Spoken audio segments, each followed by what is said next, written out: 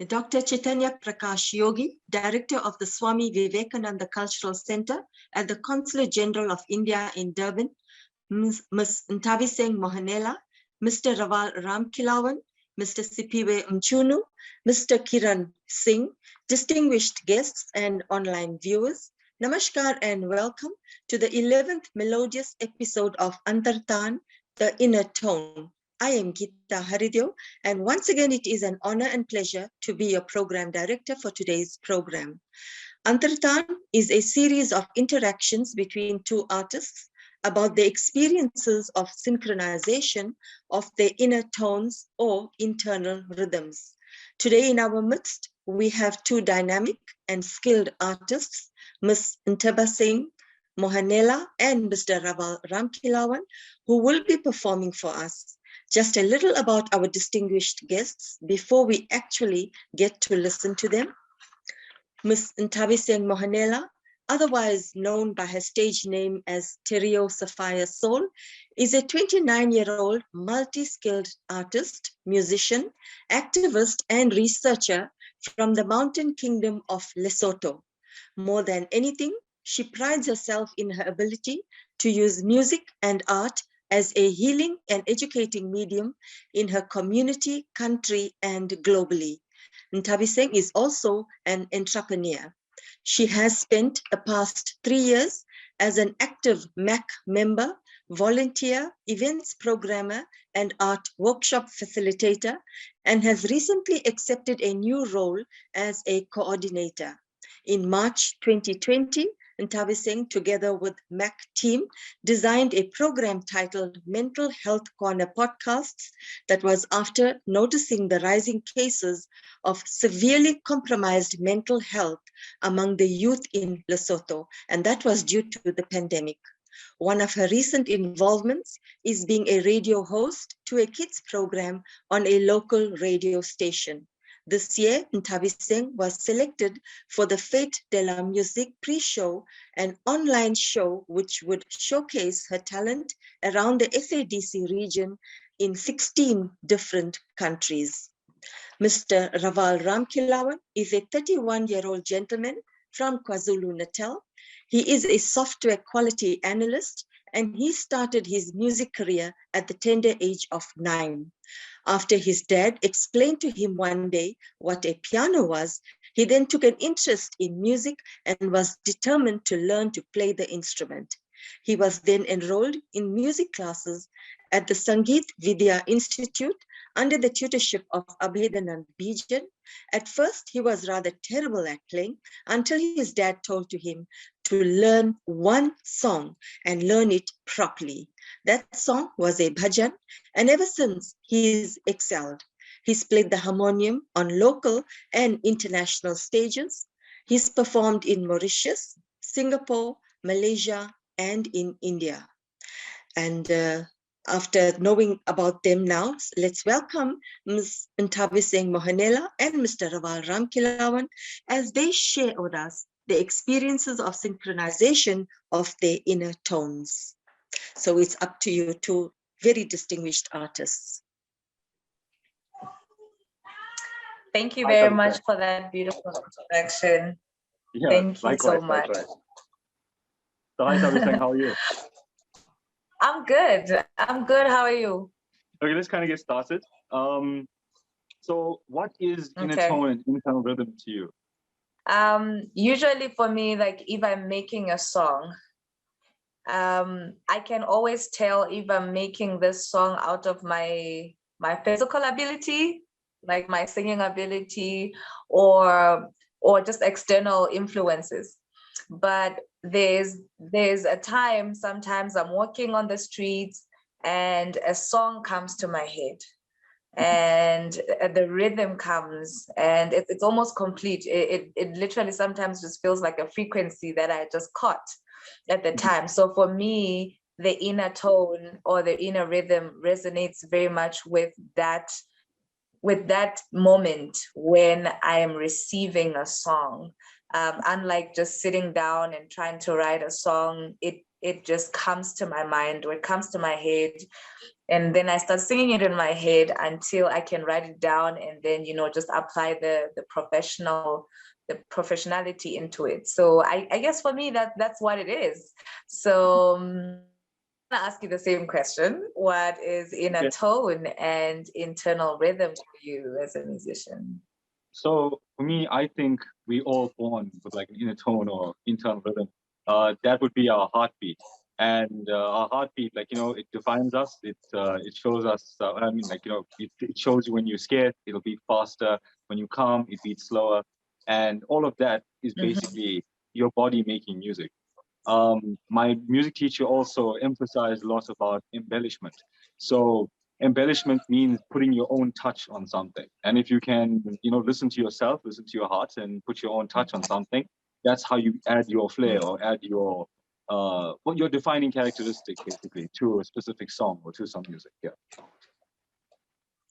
Oh, I love that. I like that line about your body making music. That's a very different way of looking at it, and I think it makes sense. So yeah, that was a beautiful response. I appreciate that.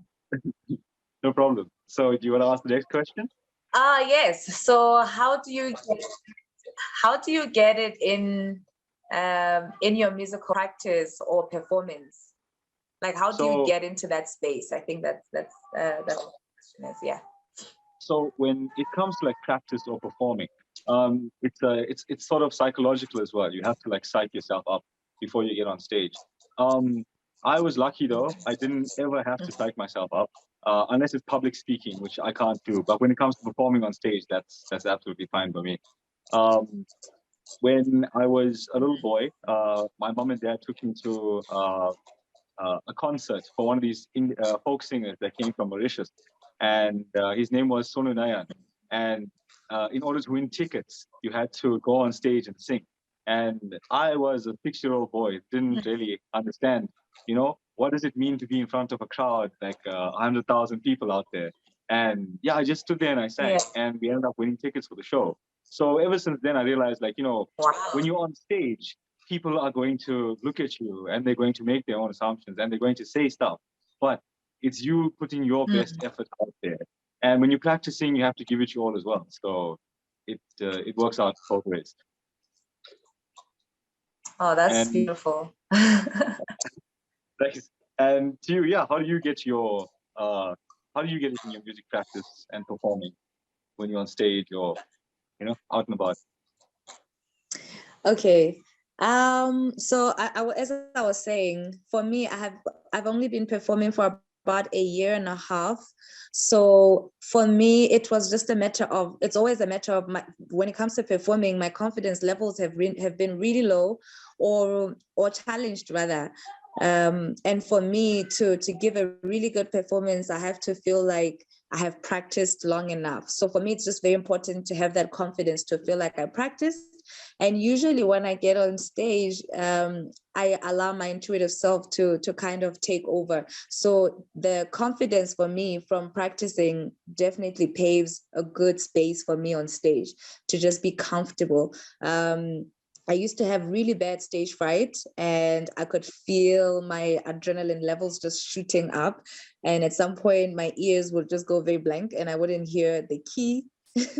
And this was the most frustrating thing. So for me, it's just a matter of practicing way before the performance so I can feel confident. And I'm sure with time it will go away, given more opportunities to perform. So for me, that process really ties in. It's more like the more I perform, the more confident I get, and the better performance I'm able to give, which is mostly led by my intuitive self. I hope that's clear. Yeah, that was clear. At least I heard you this time. Okay, cool. Okay, cool. And yeah, I'm good. So how do you feel or experience inner rhythm? I think I kind of explained this from the first answer. Like usually for me, it's more like a download. I feel like I just receive certain songs or sounds or even lyrics.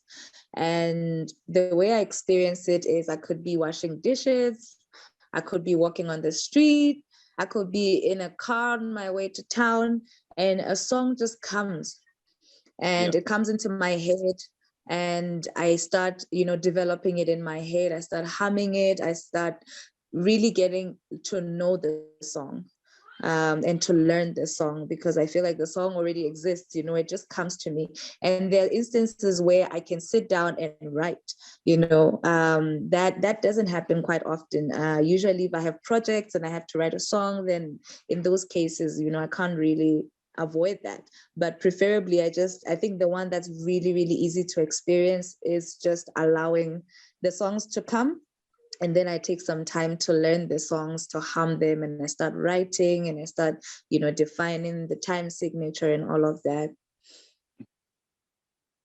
Yeah. So I think for me, that's how I experience it. So how about you? How do you experience your inner tone? Quite like you as well. I also explained it in the first one. You put your own touch on stuff, and only you can give yourself that kind of defining characteristic, or the stuff that makes you different from somebody else. And you just have to listen to yourself, or listen to your heart, basically. And did you feel that you are also an instrument, like to feel and experience or evoke this inner tone? Do you I think you do feel like you're also part of the instrument in that whole build up. So like from my personal experience with the whole, music comes from within kind of thing. I think we all technically instruments that resonate to the frequency of the universe, and we just have to output what we have from inside and show the world on the outside. And to you, same question. Definitely. One of the projects, or one of the things I love doing with music, is to create music without lyrics. And I usually use my voice a lot for sounds, just to create different sounds. And for me, that makes me feel, when I put the lyrics away, I think sometimes, if there's an actual human being who is not playing, you expect them to sing and say something. So for me, I just use many sounds to create. I just use my voice to create many different sounds, during a performance. And I think that also communicates even more deeper, I guess, than lyrics. So in that way, I feel mostly connected to my being as an actual instrument. Okay. And do you feel that this inner tone gives you a sense of assimilation and absorption into universal energy, which is unlimited and infinite? I know that's a mouthful, but I do. I definitely feel like I am a part of I'm a part of everything. I feel like when I'm singing, I am mostly fulfilling my purpose on earth. And sometimes it really gives me comfort. This one time we had an event and we were so worried about the turn up, like how many people are going to show up. Well, a lot of people were concerned about the turn up. But for me, it was mostly about like whoever is there is meant to be there to experience my offering at that time. So for me, it's just about the flow.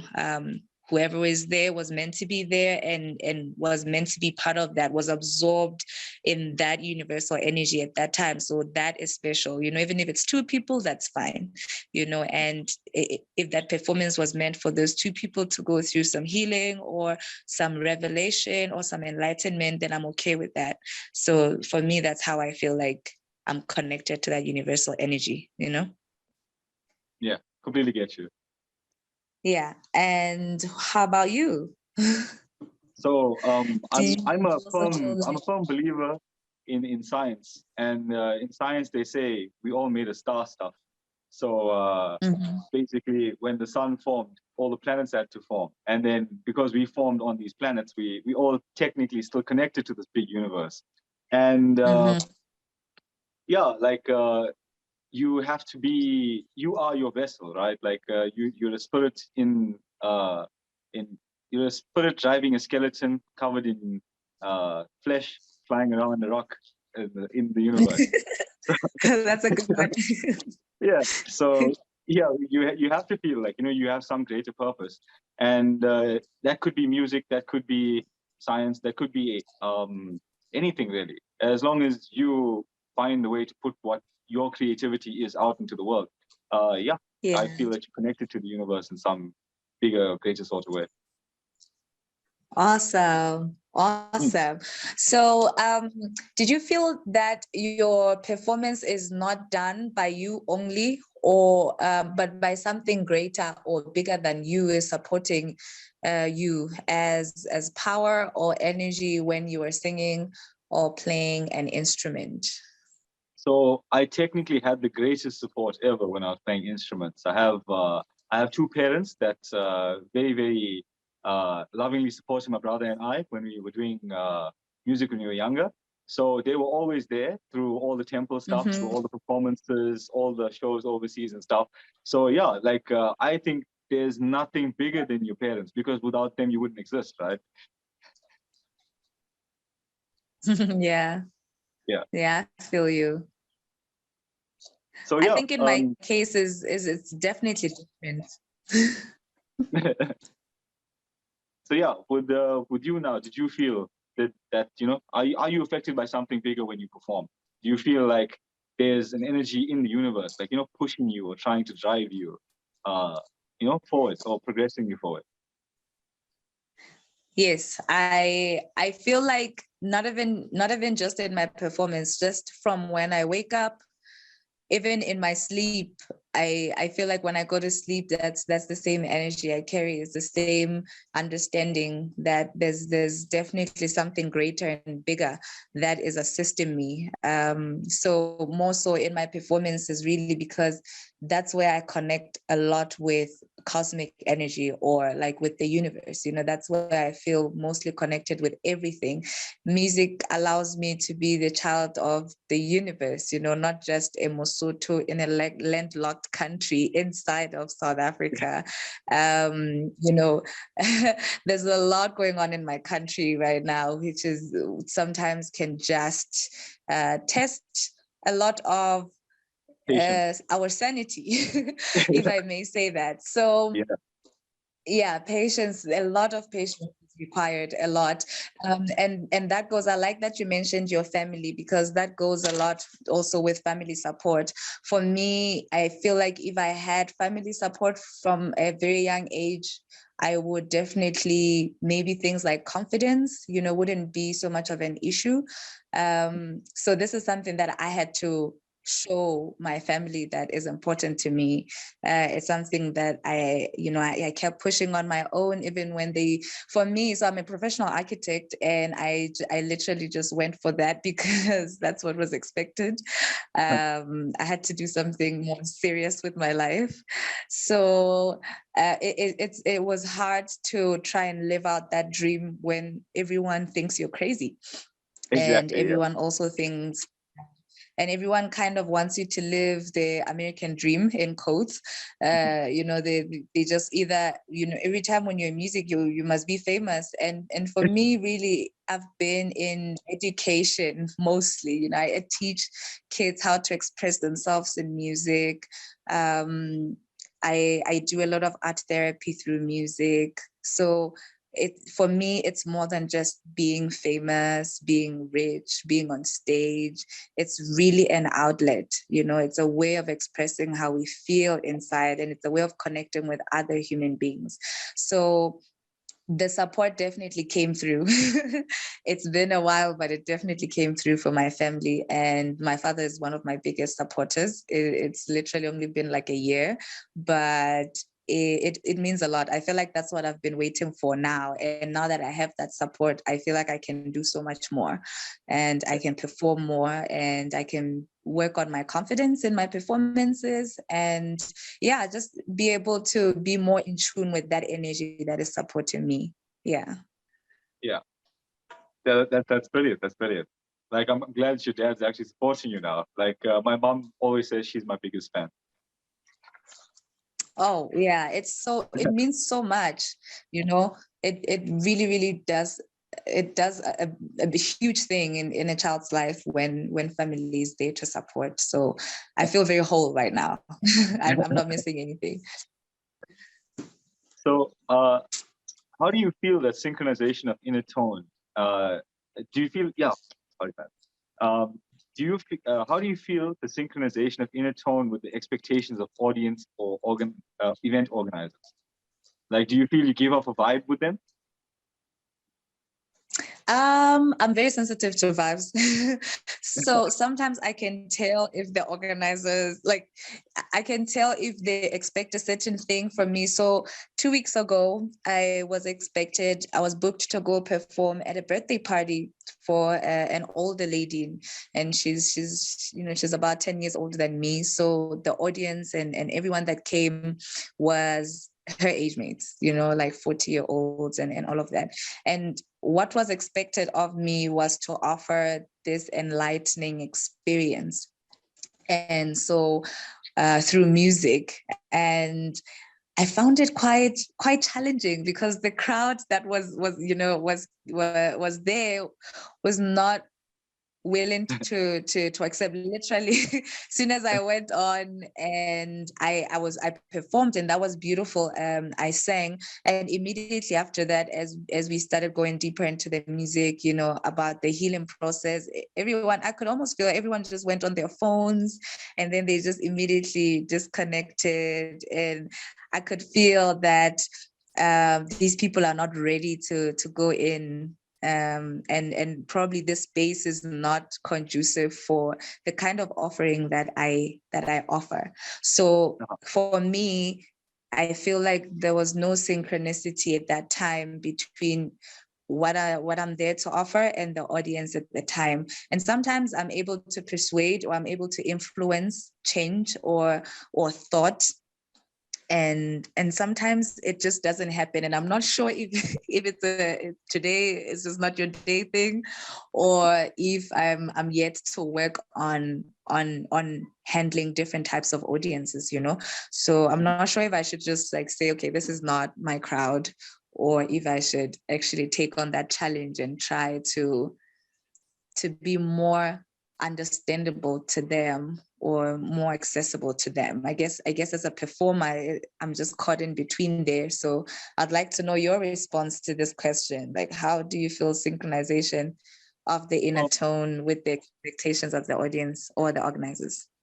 So it's different when, like, when you're practicing at music classes, or when you go to perform on stage, because sometimes when you go for an event, people are there for that specific event. So they're expecting, like, this type of music or this type of performance from you.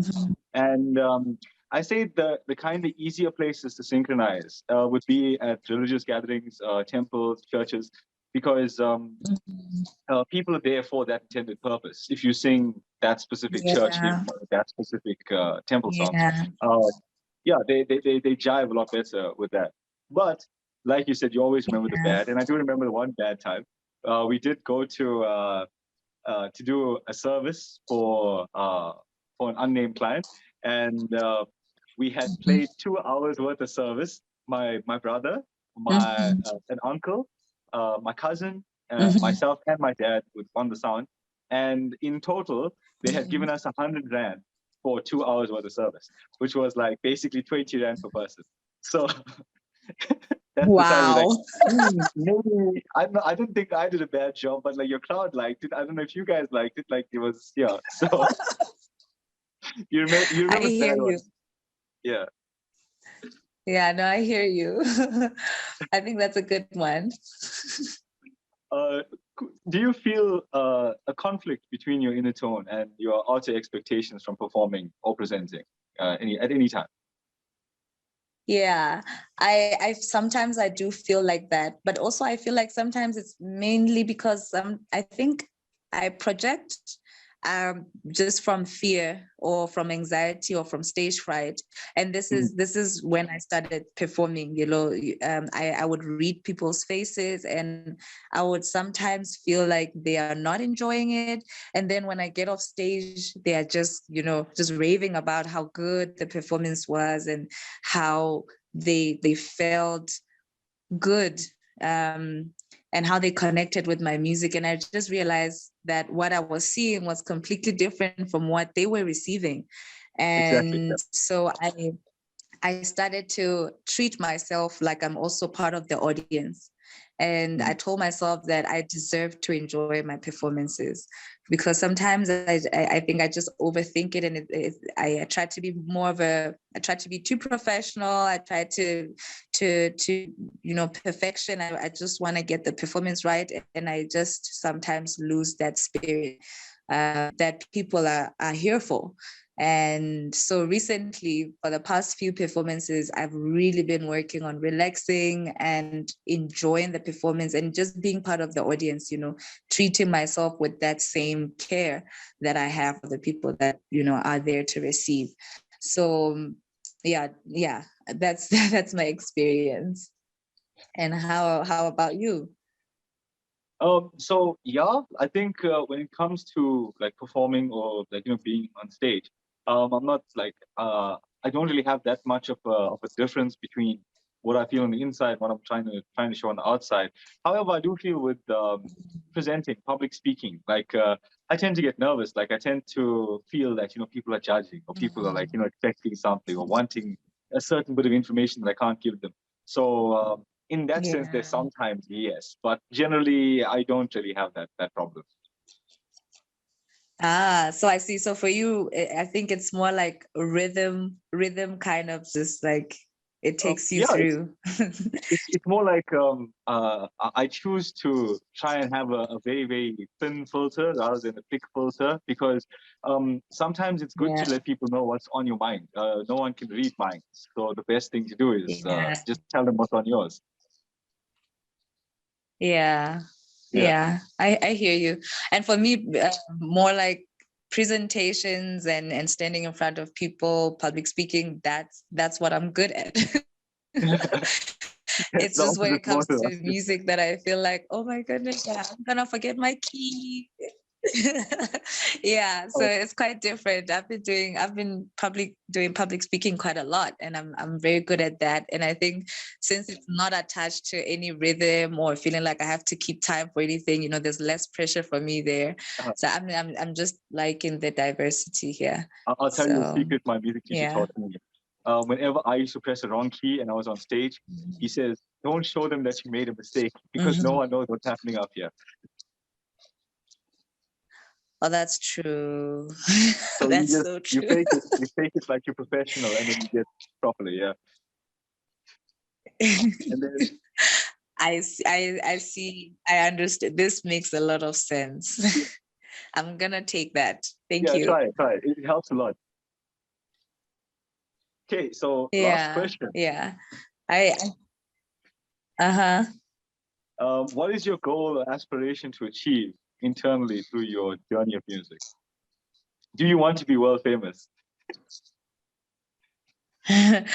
I would like to be recognized, yes. I think with fame, I think for me, fame is not the primary thing, but I think in terms of being exposed to that many people means your content or your offering gets to be experienced by a lot of people. And for me, that is good.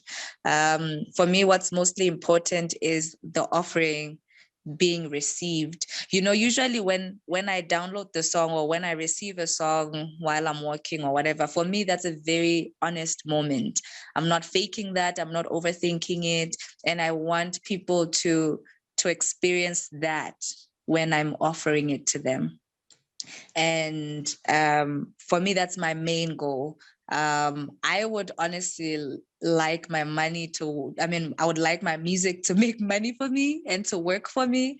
And probably not necessarily, trying to go big as a musician. I'm not sure if that's my big plan. to be a big famous musician. I probably just will be one without trying to work too hard for it. Yeah, but my main goal really and my aspiration to achieve that is to know that the audience is receiving what I've received. And for me, before I can offer my music, it definitely heals me first, and it enlightens me, and yeah, it just really, really takes care of me first. And I make sure that I do that and I exhaust that however way I can. And then by the time I get to offer it, then I have experienced that. So I would like people to experience that more. That makes sense. Yeah. I like it a lot. Yeah. So how about you? Like, what's your goal? Do you want to be famous? So when I was younger, I thought about fame quite a lot because, everyone does think about fame, and like you're on stage most of the time and you have, lights on you, and you're performing for lots and lots of people. And Yeah. like I thought about it and I'm like, sometimes I'd like this to be, like a monthly thing, but not like a weekly thing. And Yeah. when it became like work, then I thought like, maybe I should have a backup plan other than just music, because you never know what can happen one day. You could be bored, you could feel like you're back Yeah. into it Yeah. again. Hear you. So yeah, I make Yeah. plans upon plans. So either way, I've done quite a lot with music at the moment. I've played quite in various locations around the world, and I enjoyed every minute of it. But sometimes I think now it's more for like if someone needs assistance at a temple, at a function for someone to render some service, or to just like they need music at a particular event, then I don't mind assisting or Yes. helping out, because like it's a good service to offer people. Yeah. It's not really Nah, about being I famous totally. anymore. Yes. Yeah. I get that. I get that a lot. So I mean, this is not in the questions, but can I ask you just a question that just popped in my head now? Yeah, go for it. So you said you've performed all these places, and what's the biggest population you've performed for? That's it's very, very mixed, really. So in Mauritius, we actually performed for a live studio audience, and then that show was broadcast throughout Mauritius. So I guess you could say the whole country there. But in India, I performed in a temple in Bihar, and that temple in Bihar had at least 300 people. For the shows that we did here locally, at least 1,000 to maybe 2,000 people at a time. And Yeah. like I said, the biggest one was when I was 6, and 100,000 people were at the radio event.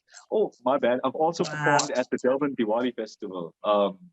That happens every year here, and there I think you get a take of around maybe 800,000 to 900,000 people a year. So yeah, That's it's amazing. quite a lot of people. Yeah. Yeah, that's amazing. Thank you. I think I also aspire a bit to perform for a bigger crowd. So probably not necessarily fame, but I would love to. I imagine just performing at a stadium or a big festival. Yes.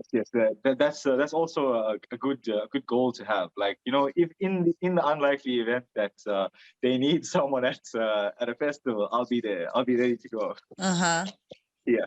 Well, I must say that was quite an interesting conversation about inner tones and synchronization. And after hearing so much about your experiences and your interests and about inner tones especially, I'd like to make a humble request that we'd like to hear you perform, if y'all don't mind. So we're going to go first with Ms. Mohanela, and then Raval, it'll be your turn after her. No problem. So Ms. Mohanela, it's up to you to give us a little performance. All right. The song I'm going to perform is called Hakiteli, meaning it's the Sotho for I don't give up easily. And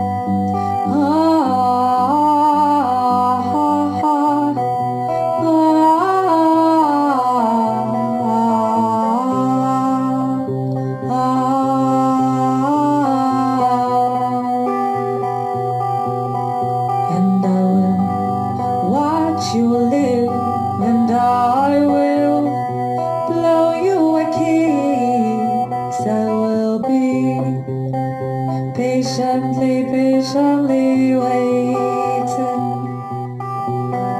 and I will await your return, and I will paint you naked. I will braid your hair and make you beautiful clothes, and every smile will be diamonds. You and I in the sky. My heart is your house. My heart is your house. And every smile will be diamonds. You and I in the sky. My heart is your house. My heart is your house. Baby girl, my heart is your house. My heart is your house.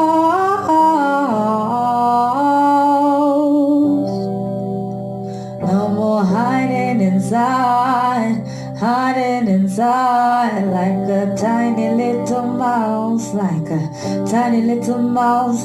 And your shoulders are so bold, your shoulders are so bold.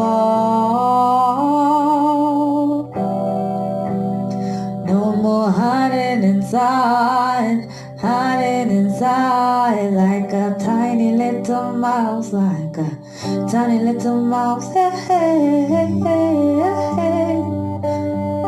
hey, hey, yeah.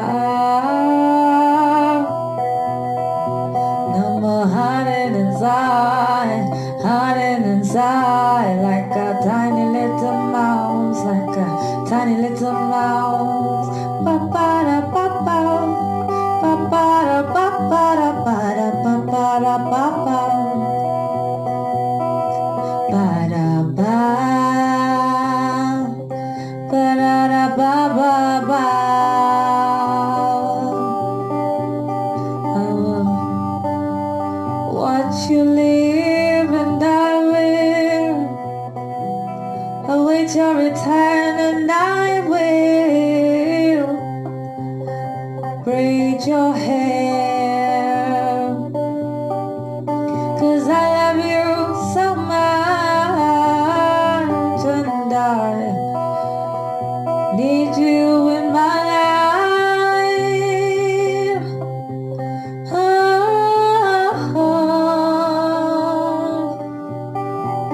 My heart is your house. My heart is your house.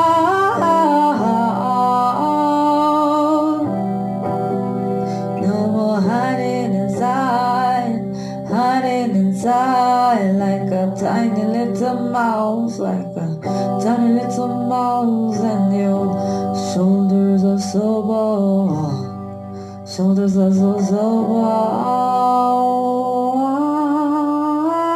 No more hiding inside, hiding inside like a tiny little mouse, like a tiny little mouse.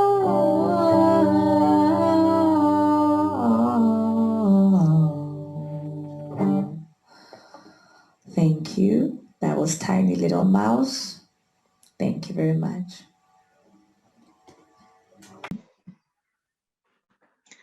That was absolutely beautiful. Thank you so much. And now, Mr. Ramkhelawan, it's your turn to mesmerize us. Okay, so I'm going to do a bhajan. I was going to do one that my mom wanted, but I'm going to do one that my dad wanted instead.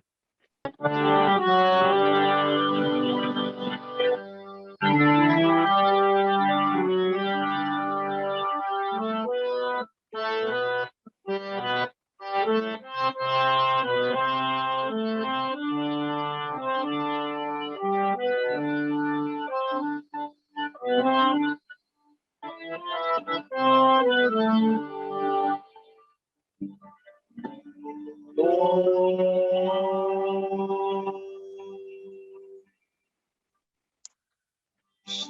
Shambho, Shiva Shambho, Shiva Shambho Mahadeva, Lingeshwara, Lingeshwara, Lingeshwara Hare Mahadeva, Shiva Shambho, Shiva Shambho, Shiva Shambho Mahadeva, Lingeshwara, Lingeshwara, Lingeshwara Hare Mahadeva.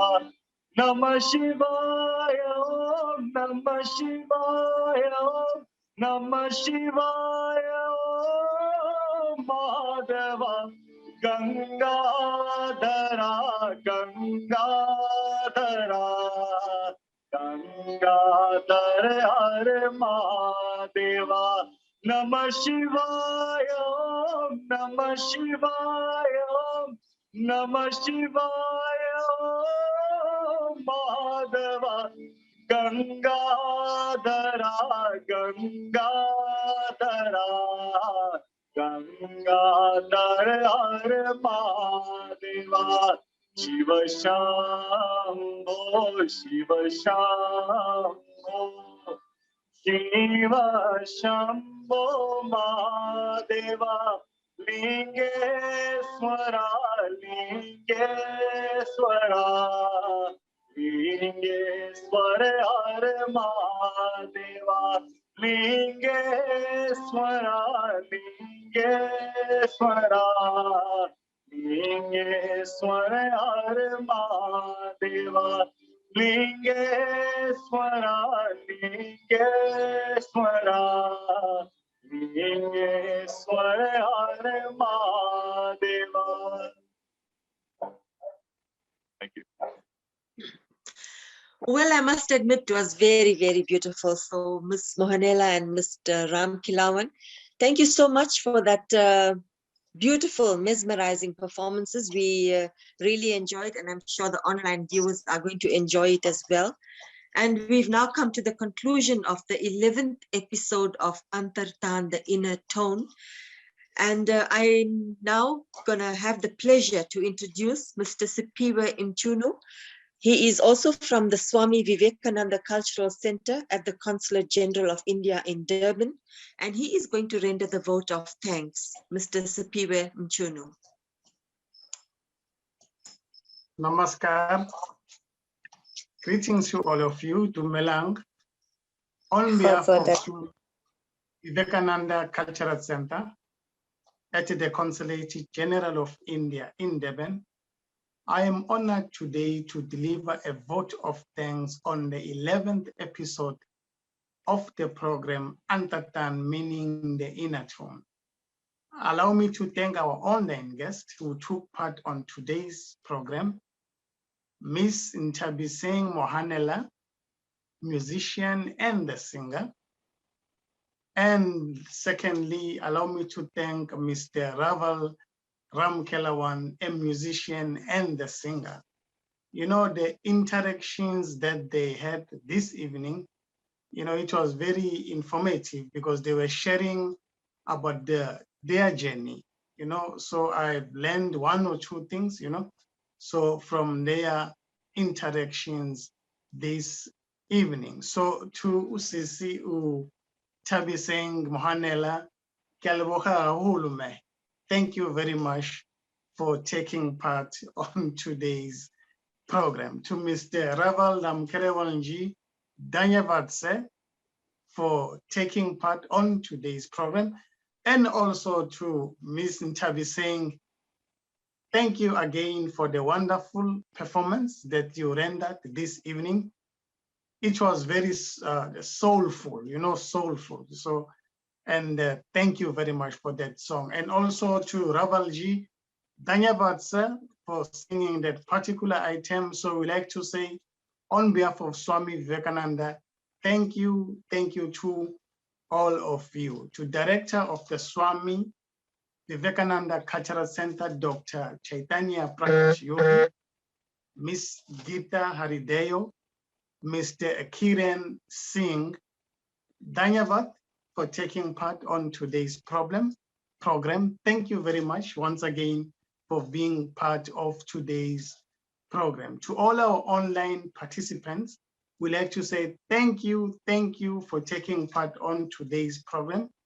You are kindly advised ICCR in Durban Facebook page for all cultural updates about the cultural activities organized by Swami Vivekananda Cultural Center in Durban. So once again to Nthabiseng Mohanela, Galeboa Hulume, thank you very much. And Raval Ji, thank you, sir. To all of you, have a wonderful evening. Namaskar.